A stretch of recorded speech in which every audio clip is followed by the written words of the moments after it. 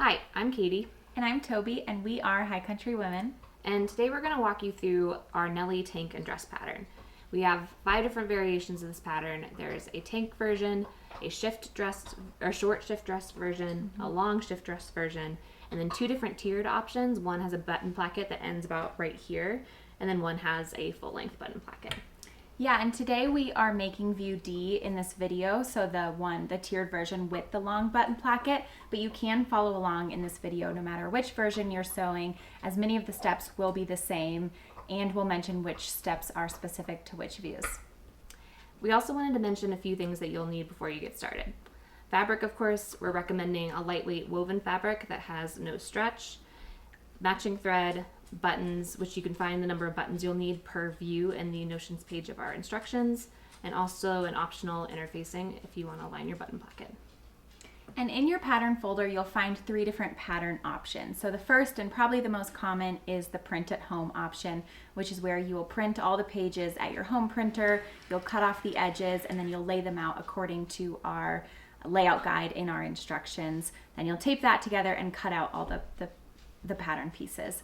The second option is taking it to a local print shop and printing it on large format paper, which is a really easy step or option because you don't have to tape anything. You just cut the pieces out, but you do have to pay a small fee per page to do that.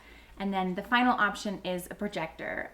So we do have a projector file if you are lucky enough to have one of those in your sewing space. We recommend laying out all of your pattern pieces before you begin cutting to make sure they will all fit. We have fabric cutting layouts in our instructions as a guide. Every pattern piece has an arrow.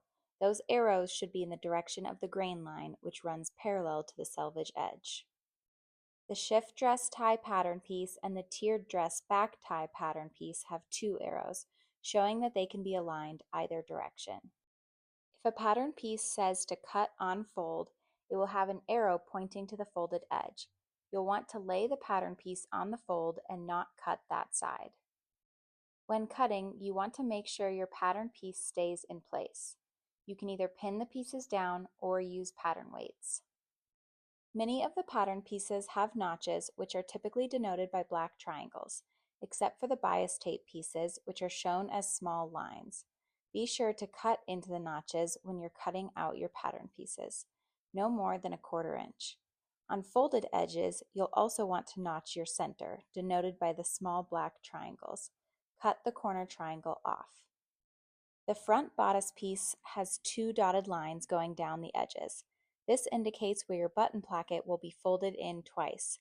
Notch the top and bottoms, but do not cut along the dotted lines. Now that you have all your pattern pieces cut out, we're ready to dive into the first step of the instructions. Grab your front and back bodice pieces and stay stitch all 4 of the armholes. Start at the neckline and stitch to the side seam at a shy 1/4 inch. Grab all 5 bias pieces as shown here. Confirm that you've cut all the notches. Starting with the 3 neckline pieces, take the 2 mirrored pieces and lay them right sides together with the 3rd neckline bias piece. Notice where placements of notches should be.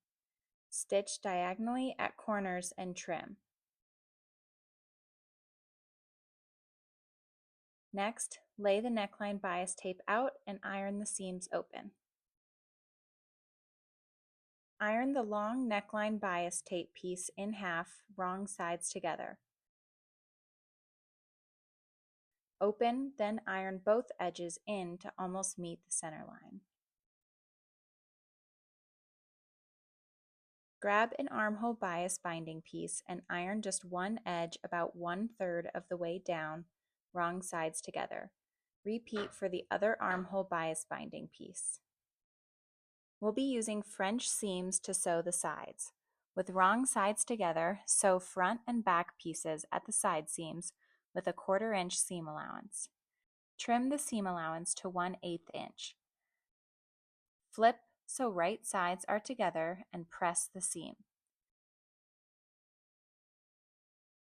Stitch at 3/8 inch seam allowance, encasing the raw edges. Press that seam towards the back. Repeat for the other side. Pin the unpressed edge of the armhole bias binding to the bodice armhole with right sides together. Stitch at a shy 1/4 inch seam allowance. Fold bias binding over the raw edge to the wrong side of the garment and press. Pin in place, ensuring the bias binding isn't visible from the right side. Edge stitch the bias binding. Repeat for the other armhole. If you're sewing up view A, B, or C, skip to step 23 to get started on the button placket. If you're sewing view D, continue in this video to step 9. If you're sewing up view E, skip to step 15 in the instructions where you'll sew the button placket and then add the tiers. If you need help with those parts, you can follow along in step 23 for the button placket or step 9 for assembling the tiers in the video. They just won't be exactly the same since we're showing view D here. View E will join back into the video at step 24. Now we're going to French seam the first dress tier together. With wrong sides together, sew the long side of one of the front panels, the side without button placket notches, to the back panel with a 1/4 inch seam allowance. Trim seam allowance to 1/8 inch. Flip so right sides are together and press the seam. Stitch at 3/8 inch seam allowance encasing the raw edges. Press that seam towards the back. Repeat for the other front panel. Baste the top edge of the skirt tier between the gathering notches a 1/4 inch from the edge of your fabric with your stitch setting at a 4+ length, leaving long tails on both ends without backstitching. Add a second row of basting 1/2 inch from the edge of your fabric. Pull the bobbin threads to gather the fabric until you've gathered the tier to match the width of the bodice since they will be sewn together. Note, we don't want any gathers where the button plackets will be, which is about 3 inches from the edge. With right sides together, pin the bodice to the gathered tier, matching the center notches, the side seams, and the button plackets. Evenly distribute the gathers between. Make sure your stitch length is set back to what it was. Sew at the normal 3/8 inch seam allowance, which should end up being in between your 2 lines of gathering stitches. Finish your seam allowance with either a serger or a zigzag stitch. If you're doing the zigzag stitch, set your machine to a width of 4 and a length of 2.5. Iron that seam allowance down towards the skirt tier. Now we're going to repeat a similar process for the second tier, starting with French seams. We'll connect all 4 pieces together, making sure the button plackets are on the ends. With wrong sides together, sew the short side of one of the tier 2 pieces to the short side of another tier 2 piece with a 1/4 inch seam allowance. Trim your seam allowance to 1/8 inch. Flip so right sides are together and press the seam. Stitch again at 3/8 inch seam allowance, encasing the raw edges. Repeat that 2 more times so that all 4 pieces are connected. Press all seams towards the back, and it doesn't matter which direction the middle back is pressed. Repeat the basting process in step 10 for the second tier, with your stitch setting at a 4+ length, leaving long tails on both ends without backstitching. Add a second row of basting 1/2 inch from the edge of your fabric. Gather the second tier to match the width of the tier above since they will be sewn together. Pin the second tier to the bottom of the first tier, right sides together, matching the back center notch, side seams, and button plackets. Then evenly distribute the gathers.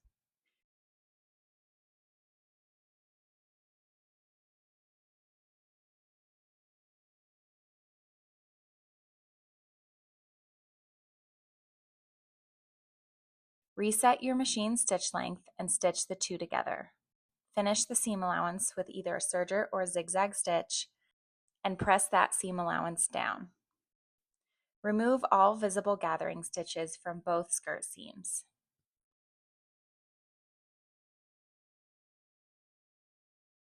If you're sewing up view D, you'll now skip to step 23 in the instructions.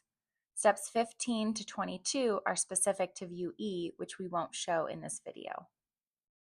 If you haven't already, decide whether or not you are adding interfacing to your button placket. If you're using optional interfacing, you would iron those pieces with the rough sides down to the wrong side of your two button plackets, going all the way down the tank or dress. They should be positioned between the first notch and the outer raw edge of the fabric. Fold the placket towards the wrong side at the first notch, then press. Fold again at the second notch, press again, and edge stitch. Repeat for the other side. Baste the neckline fronts and back a 1/4 inch from the edge of your fabric with your stitch setting at a 4+ length, leaving long tails on both ends without backstitching. Add a second row of basting 1/2 inch from the edge of your fabric. Pull the bobbin threads to gather the fabric between the gathering notches of your bodice piece. We don't want any gathers on either side of the armholes. The amount that you gather will be determined by the notches on your bias binding. We'll go over that in the next step. Pin the right side of the neckline bias tape to the wrong side of the bodice, matching at all the notches. Evenly distribute the gathers and pin around the neckline. The center notch on bias binding matches the center notch on bodice back. This back shoulder notch on the bias binding should be placed on the outside of the back armhole bias binding. This front shoulder notch on the bias binding should be placed on the outside of the front armhole bias binding. Match bias binding end notches to the edge of button placket. A little of the bias binding will hang over. Make sure your stitch length is set back to what it was. Sew at the normal 3/8 inch seam allowance, which should end up being in between your two lines of gathering stitches. We find it easiest to sew with the gathered layer on top so you can see your gathering stitches and manage the gathers as you sew. If you fold over your bias tape and find that it's difficult to cover your main stitch line, consider a few options for reducing bulk, like trimming the seam allowance or ironing the gathers flat. To finish the corners of the button placket, flip the bias tape opposite from the center iron line, folding the outside edges in, wrong sides together, like an accordion. Stitch along the edge, lining up with the edge of the button placket. Trim the extra fabric, clipping the corner close to but not through your stitch line. Turn the corners out, ensuring it has a crisp point. Repeat for the other side.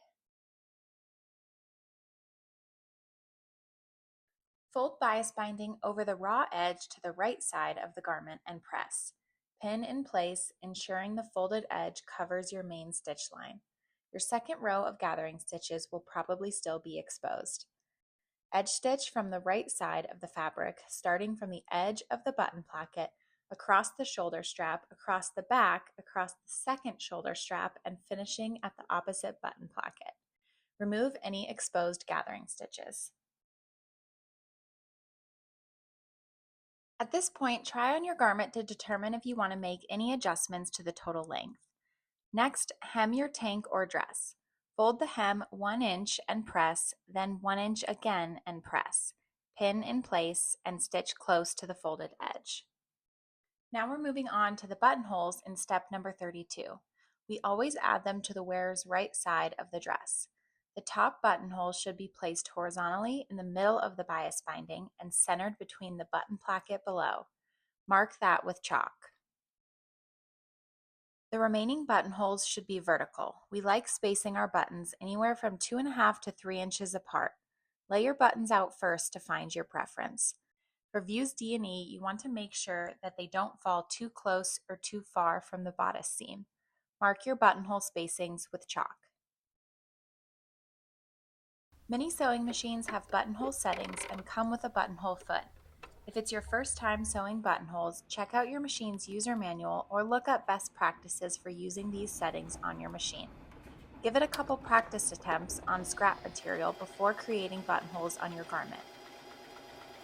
Use a seam ripper or buttonhole chisel to carefully open the buttonhole, then make sure the buttonhole fits the size of the button that you'll be using.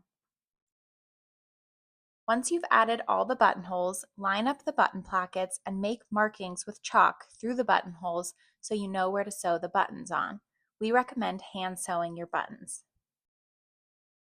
Make a knot in the end of your thread.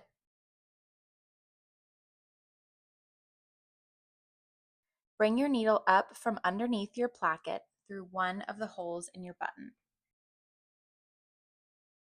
Stick your needle through the hole in the opposite corner, ensuring that your button is positioned well. Continue this pattern, making 8 to 10 passes on each arm of your X and ending on the inside of your placket.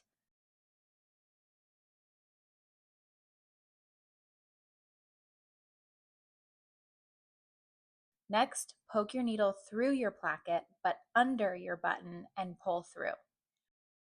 Wind your thread around the button 3 times. Poke your needle back through your placket underneath the button, then tie a knot in your thread.